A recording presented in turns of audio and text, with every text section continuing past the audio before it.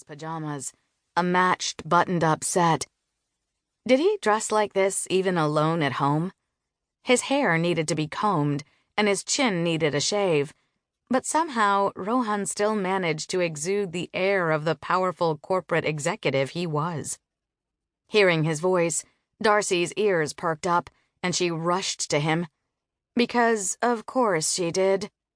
The only human Darcy loved as much as Kamila and Dad was Rohan, despite Rohan's usual indifference to her. Kamila really needed to have a girl-to-girl with her dog about when to ease off if your affections weren't returned. Rohan chuckled at the dog while rubbing his fingers over the scruff on his own chin. Kamila put her hands on her hips. "No snark from you today, mister. Dad needs to eat better. Every weekend he fries eggs in ghee." "I'm looking forward to trying something new," Dad said from behind Rohan on the stairs. "Kamila takes such good care of me. Can I help you, Beti?" Kamila looked carefully at her father's eyes as he reached the bottom step.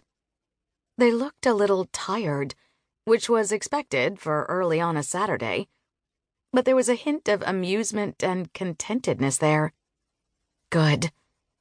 Kamila spent a great deal of time studying her father's eyes. It helped that they were so expressive. Some people wore their heart on their sleeve, but Qasim Hussein showed it in his eyes. "I got it, Dad. Go ahead and sit. I'll pour your tea." He smiled and planted himself at the dining table, then opened his iPad to read the news. "You always take such good care of everyone, Kamila. Rohan, did she tell you she's in charge of the puppy prom for the animal shelter this year? That's the last event at Dogapalooza, right, Beti?" "That's right, Dad." The Dogapalooza was an annual fundraiser for the animal shelter where Kamila had volunteered for years. This year, she and her friend Tim were in charge of planning the festival's final event, the Sunday night puppy prom. Rohan looked sideways at Kamila. "Can't say I'm surprised Cam would volunteer for a party. She's a consummate host." "Did you just compliment me?" she asked playfully, as Rohan joined her in the kitchen. "That's up for interpretation." He looked at the spread of dishes Kamila had already prepared. "You know, when I said yesterday that your Uber Eats account might see more action than your Tinder account, I wasn't hinting for you to cook. Chai and toast are fine." He swiped a cherry tomato from the colander and ate it. "Are those sweet potatoes? For breakfast?" "They're high in potassium to lower Dad's blood pressure. I got hibiscus tea, too. It's good for both blood pressure and blood sugar. He's going to nail his physical." He leaned back against the marble counter. "Food to manage his blood pressure? Wow, Cam. I'm impressed." "Why are you impressed? I can Google." "Clearly." He looked again at the spread laid out on the counter, then at the new canvas print she'd hung on the kitchen wall.